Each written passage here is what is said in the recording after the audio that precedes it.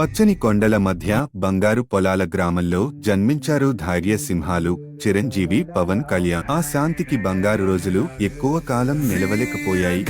పక్కన రాజ్యంలోంచి వచ్చిన చీకటి శక్తి గ్రామాన్ని కదిలించింది. జనం కోసం ప్రమాణం చేశారు అన్నదమ్ములు.